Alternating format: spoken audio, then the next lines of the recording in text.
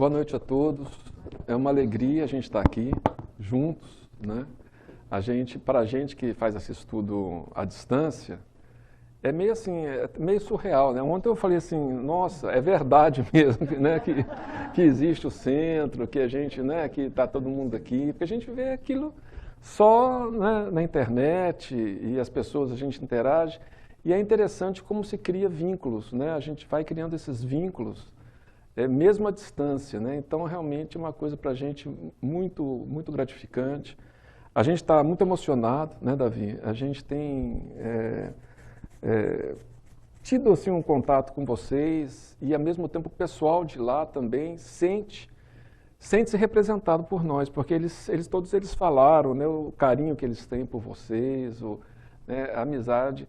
E esse é o princípio do cristianismo e do espiritismo como continuação do movimento cristão, né? É a fraternidade.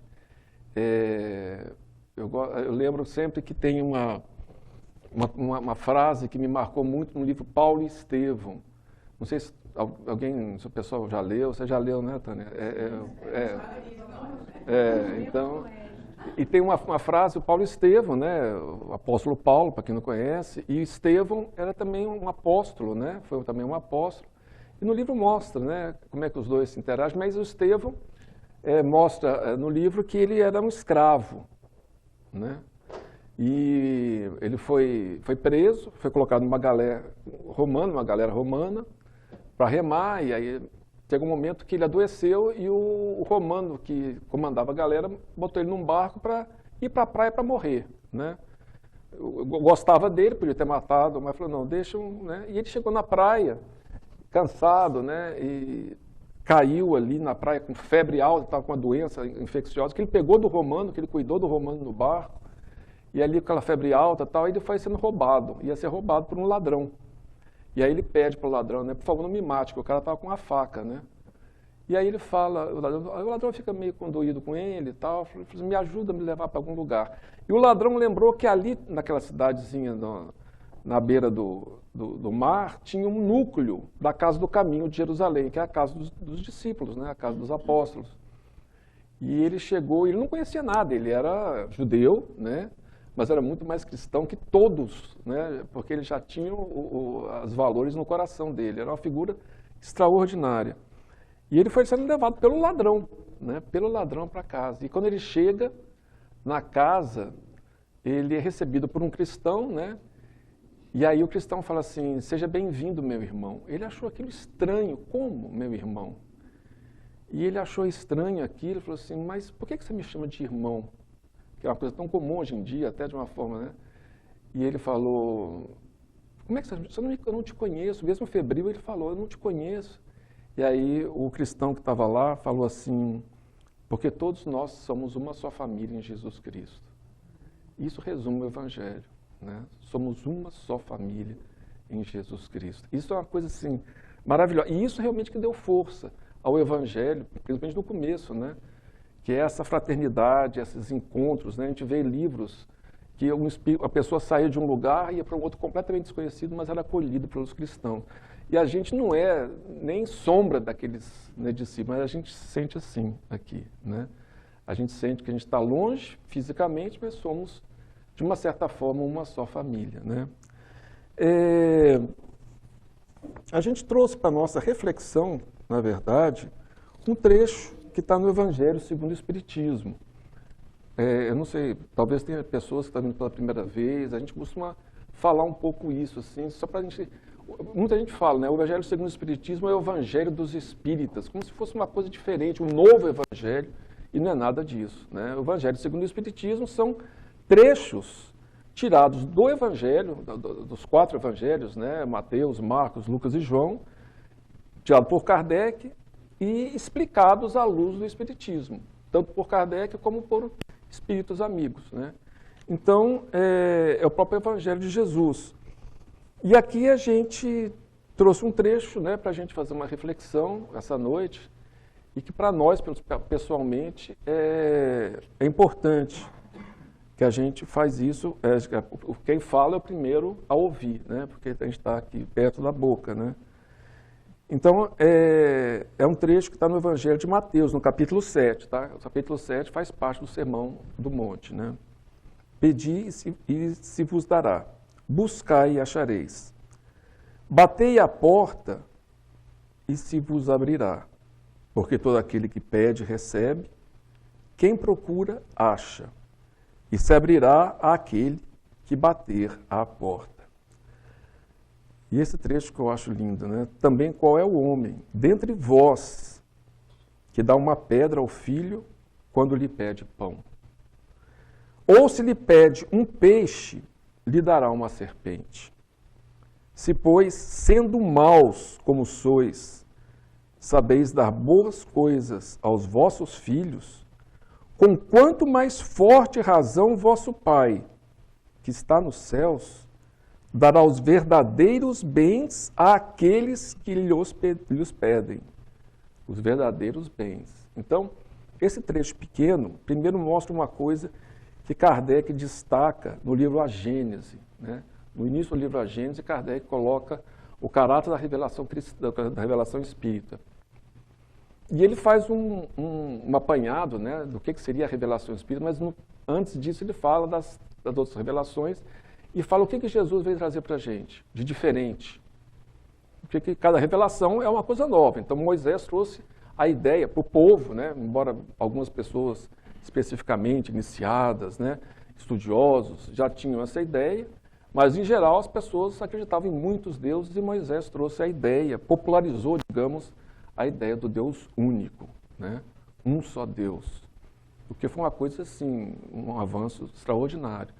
Quando Jesus vem, segundo Allan Kardec, ele traz duas principais revelações. A primeira é da vida espiritual, porque os judeus em geral, embora alguns grupos acreditassem na vida após a morte, digamos assim, primeiro que eles não sabiam nem como é que era, e era uma crença não muito... Tanto é que no Antigo Testamento a gente vê muito pouco, ou quase nada a respeito dessa vida após a morte. Pouca coisa que se fala, apesar do Antigo Testamento compor aproximadamente 2/3 da Bíblia. Né?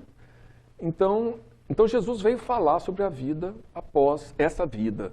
Então não é a morte, mas após essa vida. Como alguém já disse, né, o contrário de morte não é vida, é nascimento, né? Porque a vida não tem contrário, a vida é sempre a vida. Né? Então, Jesus veio trazer um pouco dessas informações, ainda de uma forma muito rudimentar ainda. Ele falou que mais tarde o Consolador viria para esclarecer todas as coisas. E hoje a gente tem informações sobre a vida após a vida, não da nossa própria imaginação, ou dos teólogos, mas o depoimento dos próprios espíritos, daquelas pessoas que já partiram e vierem contar. De um, de dois, não, de milhares, né, que vieram contar através de vários médiuns diferentes, né, e foi esse o trabalho principal do Kardec. Mas o Kardec fala que a principal revelação de Jesus foi o caráter de Deus, e falando de Deus como Pai, e um Pai amoroso, né? Essa ideia foi uma ideia, então, e o Kardec coloca de uma forma muito bonita. Não era mais o Deus que queria ser temido, mas o Deus que queria ser amado. Então, quando Jesus fala esse trecho, né, qual é o homem que o filho pede um pão e o pai dá uma pedra? Né? Qual é o homem que o filho pede um peixe e o pai dá uma serpente? Então, acreditar não só em Deus, mas na bondade infinita de Deus é fundamental para a nossa própria paz íntima, para a nossa própria entrega a Deus. Né? Entender que Deus ouve as nossas... outro dia eu vi uma frase muito bonita, falava assim, a pessoa fica, muitas vezes nós ficamos em dúvida se Deus ouve nossa prece, se eu tenho condições de falar com Deus, né? Ele falou assim, o poder da prece não está em quem fala, está em quem ouve. É nele que está o poder, né? A prece. Então a gente fala com o Criador do universo. Esse Criador, segundo a revelação de Jesus, porque só através de uma revelação a gente podia saber como é o Criador, de uma certa forma, né? E Jesus foi o Espírito mais próximo dele que esteve entre nós. Então esse Esse Criador é profundamente bom. Esse trecho, né, a parábola do filho pródigo mostra bem isso, né? O filho resolve abandonar a casa do pai e o pai deixa, né? E o filho vai, tem a vida que ele quer. É o que a gente costuma fazer. Eu quero levar a vida do meu jeito. Então, leve. Né? Até chegar um ponto que a gente está comendo com os porcos, muitas vezes, como aconteceu. Então, esse é um simbolismo muito forte de Jesus, porque os judeus não comem carne de porco. E o filho estava comendo a comida que os porcos comiam, como quem diz, fundo do poço. E aí ele lembra que na casa do pai era bem melhor. A vida, apesar das regras, né, como foi colocado aqui antes, né, existem regras para tudo, né? Existem as regras e tudo mais, mas a vida era muito melhor. E ele resolve voltar. Então ele sofre as consequências das suas próprias escolhas. Assim acontece com a vida da gente. A gente sofre a consequência das nossas escolhas. Né? Deus não foi punir, o pai não foi castigá-lo. O pai estava esperando acolhê-lo. Eu vi uma frase também há pouco tempo que falava assim, né? A parábola do filho pródigo tem uma mensagem central. Não importa o que você fez, apenas volte para casa. Né? E é isso que a gente sente essa vontade. Né? A gente às vezes se desviou, bateu cabeça. Deus permite. Né? Nós estamos colhendo experiências, às vezes dolorosas, desnecessárias, mas Deus permite. E a gente, tem hora que a gente resolve voltar para casa. E a gente é acolhido. Né? A espiritualidade, né, que são os irmãos nossos, que estão mais próximos de nós e que são mensageiros divinos junto a nós, eles nos acolhem, eles nos ajudam. E a prece é essa ligação que a gente faz com Deus, né? Com algo que transcende o nosso entendimento. Às vezes a gente não consegue, mas como? Eu tenho que entender Deus? Não. A prece é a maneira que nós nos relacionamos com o Criador. Né? É muito interessante que o mandamento, né, os maiores mandamentos, quando perguntaram para Jesus qual o maior mandamento, ele fala que o maior mandamento é amar a Deus sobre todas as coisas. E o segundo, que é semelhante a este, quer dizer, uma coisa não pode estar desvinculada da outra, mas o maior ainda. E esse amar não é temer, é amar realmente. Como é que a gente ama uma pessoa? A gente tem que conhecê-la melhor. Né? E esse conhecimento, esse conhecer, não é conhecer intelectualmente. Então a gente pode, figuradamente, pensar numa criança. Ela se relaciona com o pai, embora não saiba, não tenha ideia do que o pai faça, de quem é ele de verdade, não é uma criança pequenininha, mas ela pode se relacionar com amor, pelo amor que o pai tem. O pai o acolhe, o pai, né, cuida dela e ela se relaciona e ela consegue ter amor pelo pai e sentir o amor do pai. Então é assim que a gente começa a ter esse relacionamento com Deus. E a prece é esse canal. A prece não vai mudar Deus, não vai mudar a natureza de Deus, vai mudar a nossa natureza. Mas o que a gente pede? Então, ao longo da história da humanidade, a gente sempre teve, todos os seres humanos sentiram, a partir do momento que ele teve consciência da sua pequenez, né, que ele existe, tomou consciência de si mesmo, viu um mundo em volta, percebeu que existiam coisas muito transcendentes a ele, e ele passou a ter uma certa reverência e uma certa adoração por algo maior que ele não entendia muito bem o que era. Quer dizer, muitos deuses, os deuses são fenômenos da natureza, mas foi a forma primitiva que eles foram, para o ser humano que nós fomos alcançando.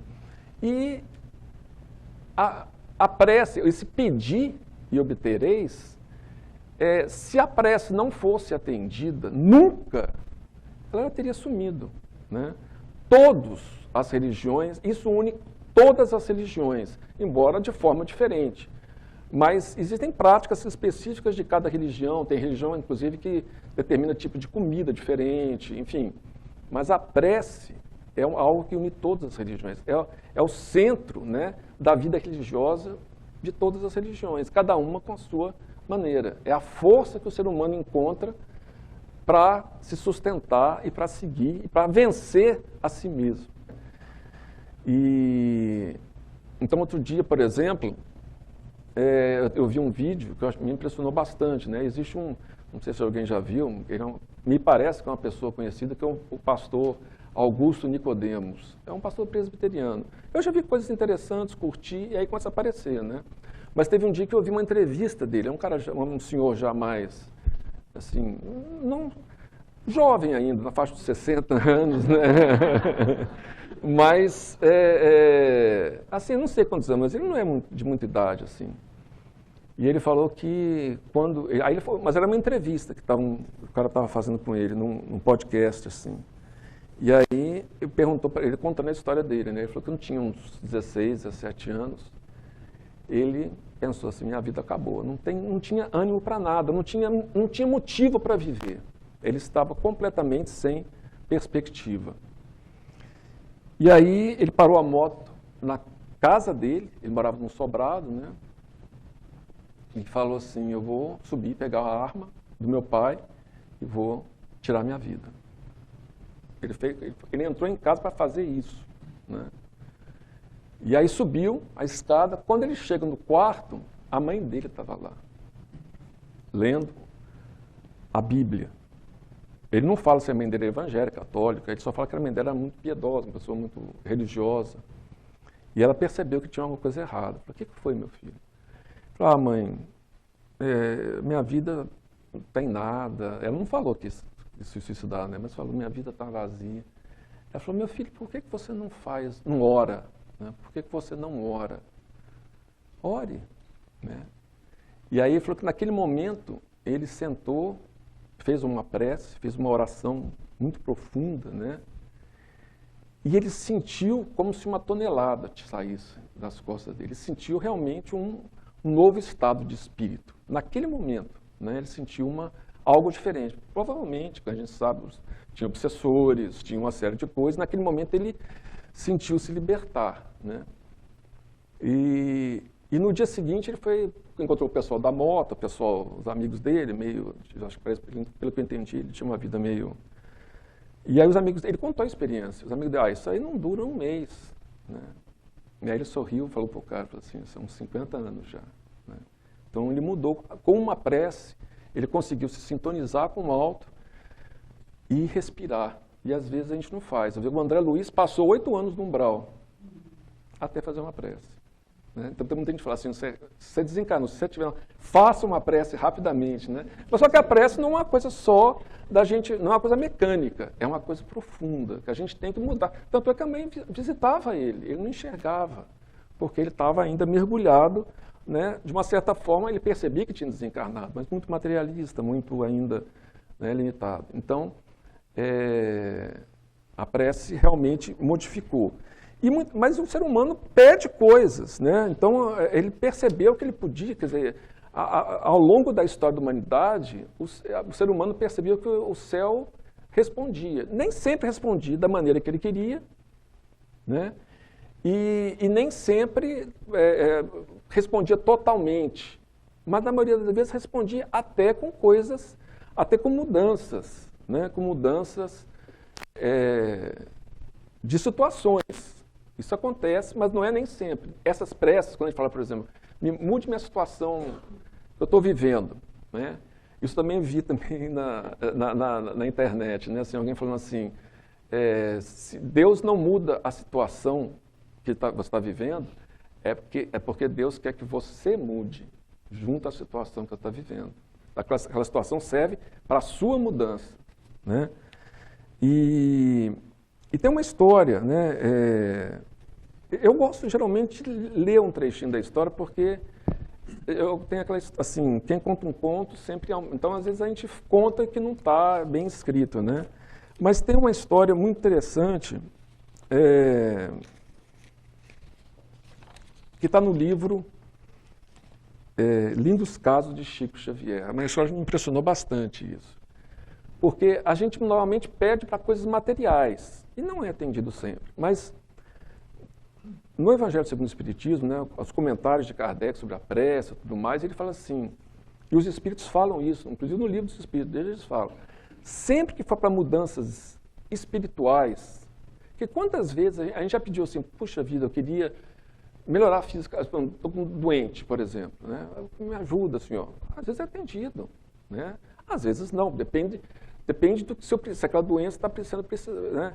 Eu tenho um caso que a gente conhece, a gente faz, como o Davi estava comentando antes, a gente faz visita a pessoas doentes lá, né? Assim, no sábado à tarde.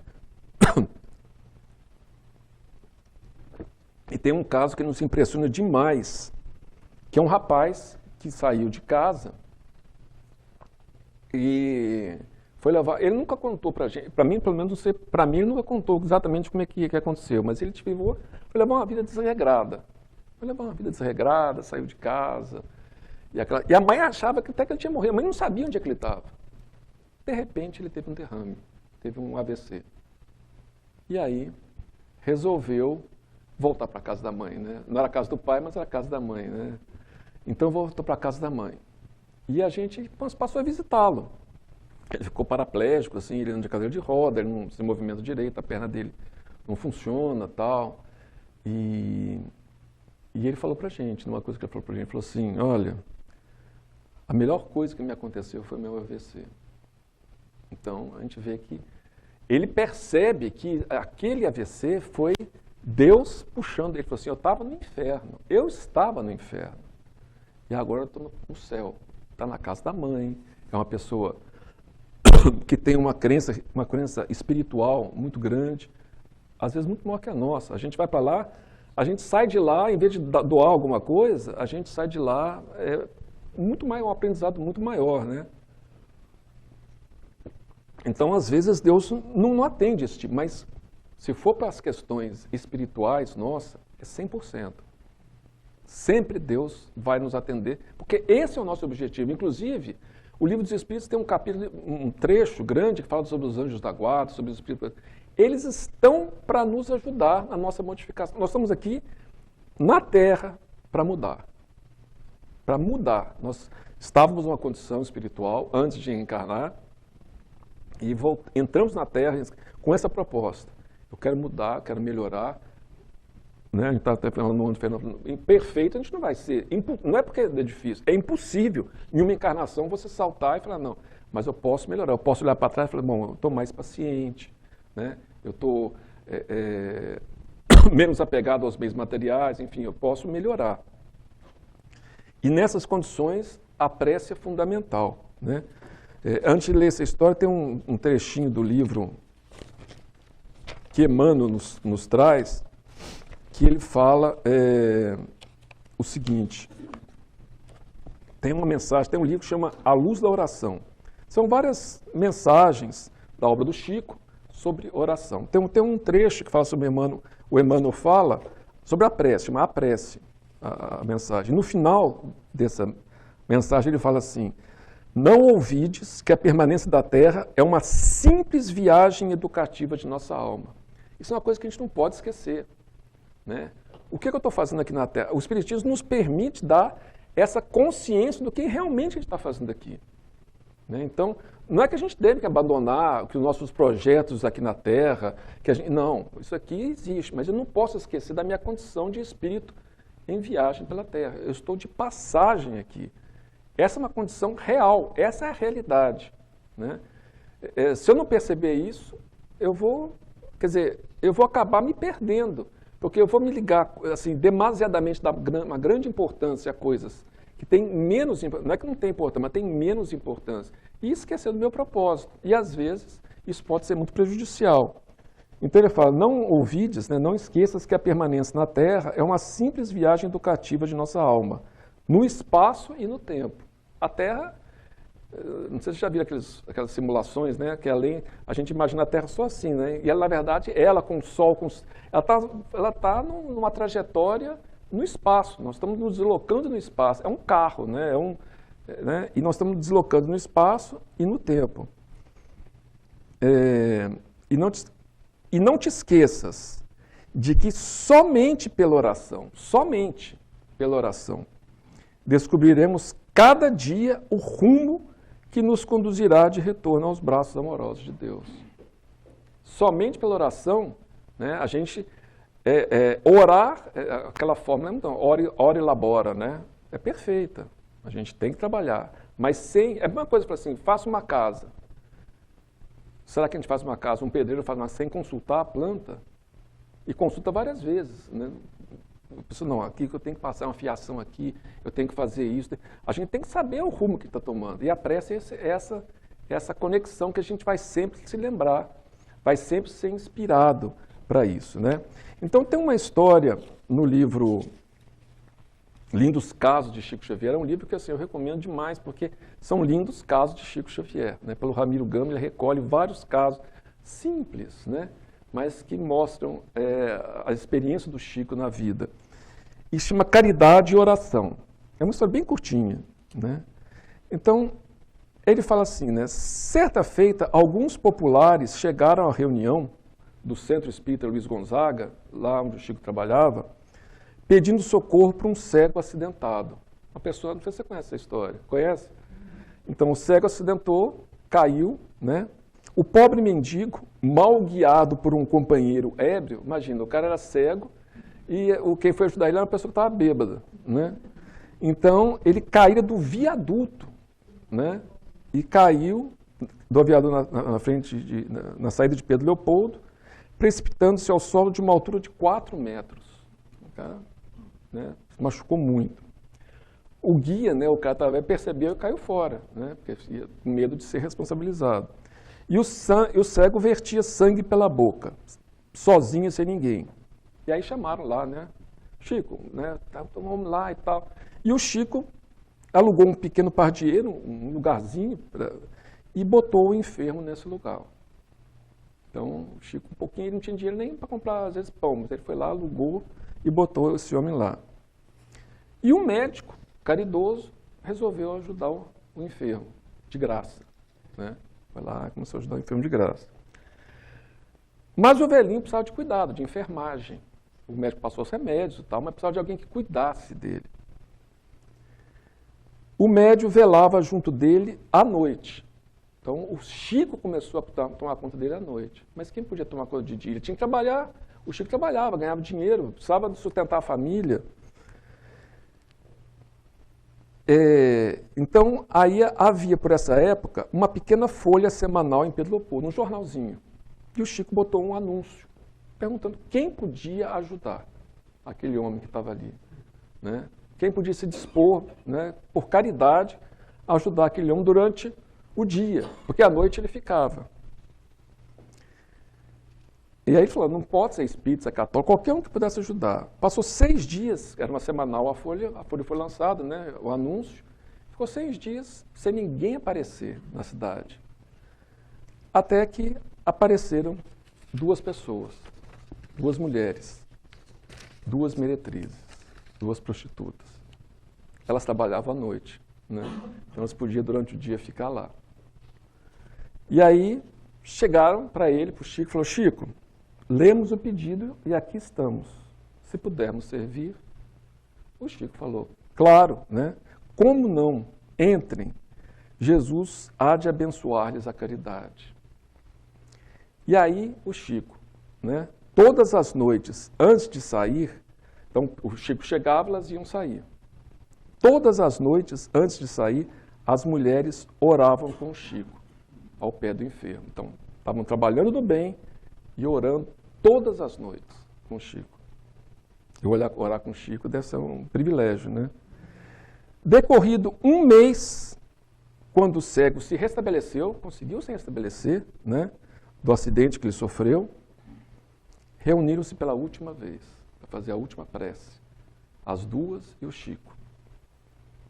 E o velhinho estava feliz, o cego estava feliz, estava melhor e tal. Quando o Chico terminou a oração de agradecimento a Jesus, os 4 choravam. Ele, o velhinho e as 2. Então uma delas disse ao Chico, Chico, a prece modificou a nossa vida. Estamos a despedir-nos. Mudamo-nos para Belo Horizonte, a fim de trabalhar. E uma passou a servir numa tinturaria, desencarnando anos depois, e a outra conquistou o título de enfermeira. Gostou tanto, né, que conquistou o título de enfermeira, vivendo respeitada e feliz. A prece conseguiu mudar a natureza. E esse é o propósito, da prece. Mudar a nossa... Não é simplesmente um hábito mecânico, que a partir de agora eu vou fazer assim, mas mudar... Então, se eu sou uma pessoa violenta, como é que eu vou conseguir... Eu sei que eu sou violento, então o estudo serve para isso, para a gente perceber, principalmente para a gente se auto-perceber. Se eu sou uma pessoa violenta, está errado.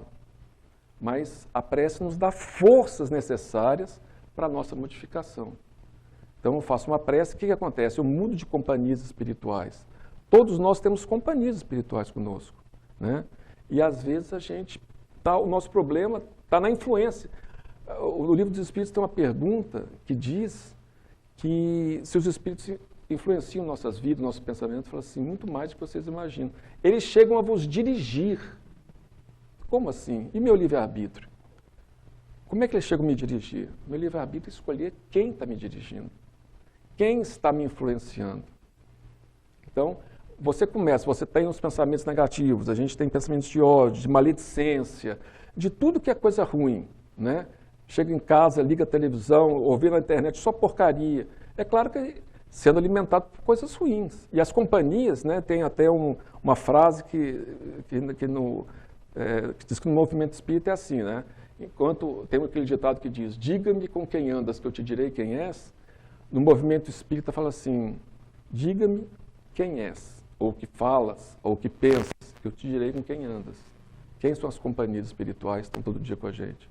Então, a gente tem que mudar. Ao mudar de companhias espirituais, eu começo a ser influenciado pelos bons espíritos.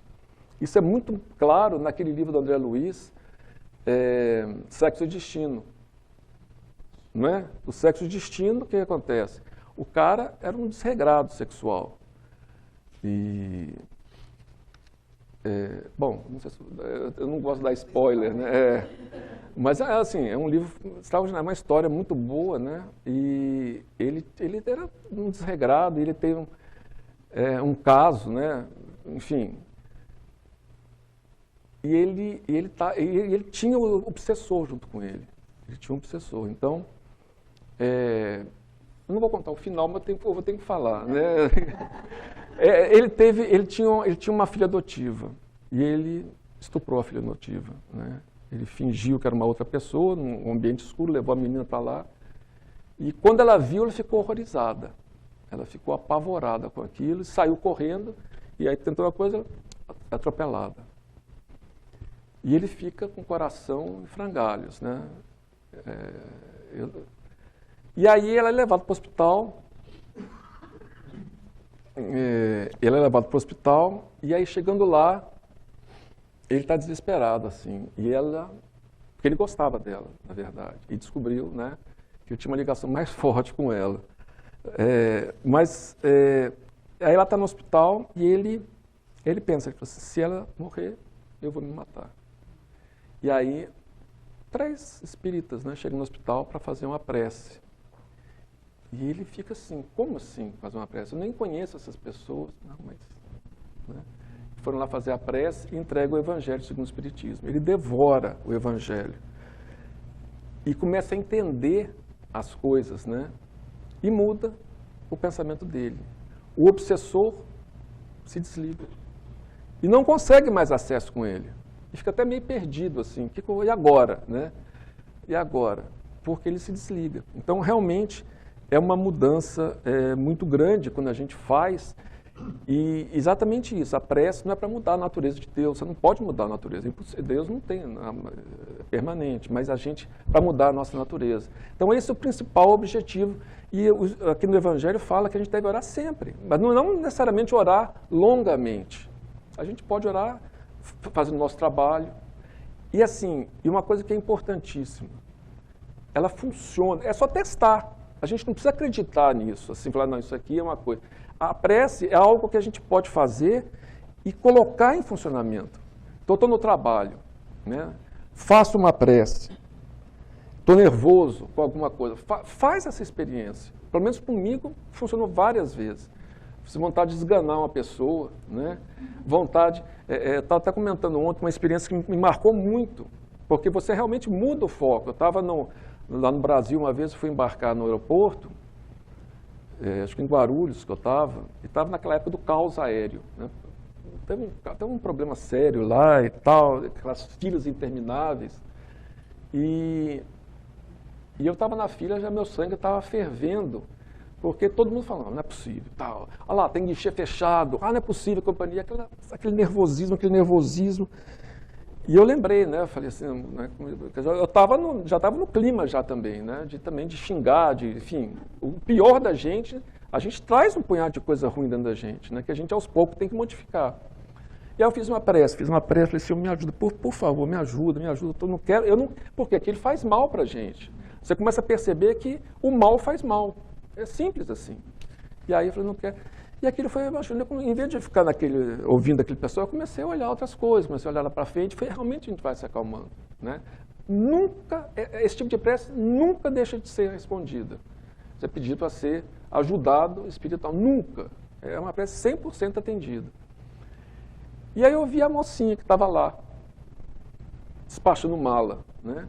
E me admirei dela, ela estava sorrindo. Eu falei, nossa, mas que paz de espírito, né? Dentro daquele caos, né? E aí ela estava ali sorrindo e tal. E aí quando ela me chamou, eu fui na minha vez, eu cheguei lá, ela pesou minha mala e tal. E assim, aí você vê a influência espiritual, porque já não sou eu não ia falar isso nunca, né? Mas eu senti vontade de falar, falei assim, olha, parabéns, né? Essa situação toda e você com esse bom humor e tudo mais. Ela falou assim, muito obrigado. O homem que saiu daqui falou que eu vou para o inferno. Porque a mala dele deu mais de 23 quilos. E ela falou, eu tenho que cobrar do senhor. Ela falou assim, você é uma pessoa ruim, você vai para o inferno. Imagina. Quer dizer, olha que a gente tem a oportunidade de fazer alguma coisa. Funciona, né? E é por isso que a prece está aos longos. E você está em qualquer situação que você tiver, está na prisão, está no hospital, a prece, você tem esse poder na sua mão, né? Que é esse poder. Então, assim, a gente fala um pouco da teoria, agora vai fazer a prática, né? O Davi faz, então, a oração final para a gente, né? E eu queria deixar essa reflexão. A gente tinha outras coisas aqui, mas acho que está suficiente para a gente refletir e, principalmente, para a gente experimentar. Experimentar, né? Está nervoso em casa? Está nervoso em casa? Quantas vezes? Isso já aconteceu comigo, por exemplo. Eu tenho 4 filhos. Então, do mais velho eu de repente, começar a bater boca e, sabe? Uma vez, há um tempo, há 1 ano, 2 anos, não me lembro, a gente começou a discutir e assim, é por nada. E começou a coisa, né, alterar. Ele parou e falou assim, pai, vai para lá fazer uma prece. E eu também vou fazer aqui. Porque ele ficou nervoso também. É assim, passa 5, 10 minutos, a gente vai lá, se abraça, desculpa, esquece. Sem isso, eu fico, como a gente fazer? Como a gente vencer? Como a gente consegue vencer os nossos impulsos primitivos? Muito difícil, muito mais difícil. Não diria que seria impossível. Eu particularmente, assim, qualquer melhoria minha, eu acredito assim, 98% no mínimo para a espiritualidade, para Jesus. A gente contribui com alguns pãezinhos, com alguma boa vontade, com a prece, com uma autorreflexão, né? Eu estou ficando nervoso, mas eu tenho razão. Não, se eu estou nervoso, eu não tenho razão mais. Está me fazendo mal, né? Então é para isso que serve o estudo. Então a gente queria deixar essa reflexão para a gente, né? E a gente vai ver que realmente a vida da gente pode ser melhor. Só para encerrar, outro dia, vendo aquela série The Chosen, né? Que é uma série, para mim, eu estou achando muito legal. E aquele centurião perguntou para Mateus. Mateus era cobrador de impostos e o centurião vigiava ele ali, né? Era o cara que tomava conta, vigiava assim, protegia ele, né? E aí o centurião pergunta, e o Mateus era cheio de uma pessoa meio autista, assim, ficava pensando muita coisa, ele falou uma frase que eu achei lapidar, ele falou assim, é que a vida com Jesus é mais fácil, né? Vinde a mim, vós que estáis cansados, sobrecarregados, que eu vos aliviarei. Tomai o meu jugo é suave e o fardo é leve, né? Então, é mais fácil, né, do que realmente a gente tentar fazer tudo sozinho, né? Então, muito obrigado pela atenção de vocês. E agora, eu já pedi para o Davi, se o Davi puder, né, para a gente fazer a prece final aqui, né? Obrigado, pessoal. Obrigado.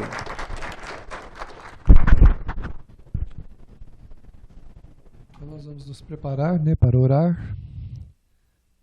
Lembrando que o Marco colocou, né, que o poder que tem a prece, a capacidade que ela tem de transformar o ambiente espiritual particular de cada um de nós, levando-nos a um estado de alma que nos tira daquelas situações mais delicadas onde nós entramos. Então pensemos em Jesus. Mentalizemos a sua figura veneranda do jeito que nós o conhecemos, da forma como nós o imaginamos. E assim, vamos atrair a sua atmosfera amorosa e divina, a fim de nos sentirmos reconfortados e descansar o espírito na sua presença. Pensemos na sua bondade, no seu amor, que nunca nos abandona, que nunca nos deixa a sós. Pensemos nas suas palavras, carregadas de ternura, estimulando-nos a esperança e a paz.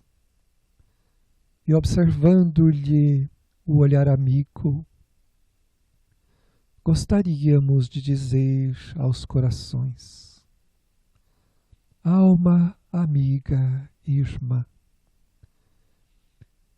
que possamos converter nossas lágrimas em serviço de amparo ao próximo, as nossas horas vazias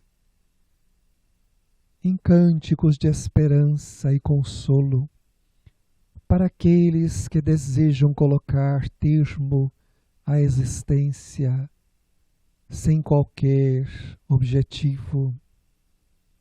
Devemos também transformar as nossas mãos em fontes operantes de consolo, afagando a fronte cansada e dorida daquele que jaz sob um catre de dor, pronto para sucumbir diante da morte que lhe se aproxima. A nossa palavra auxilia, consola e encaminha para a paz.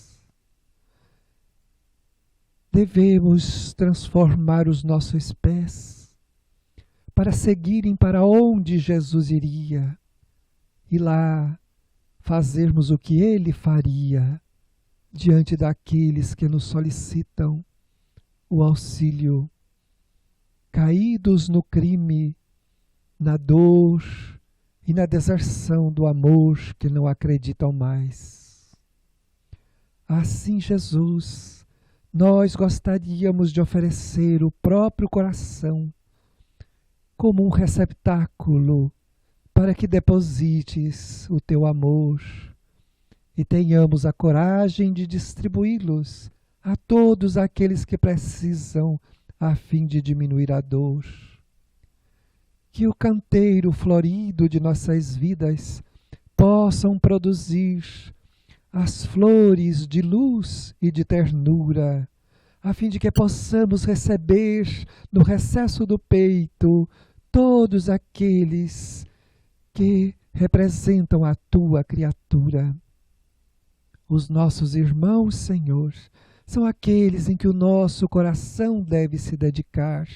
E assim te pedimos, não nos negue o esforço que possamos por ti ser motivados, a fim de que possamos aprender a amar.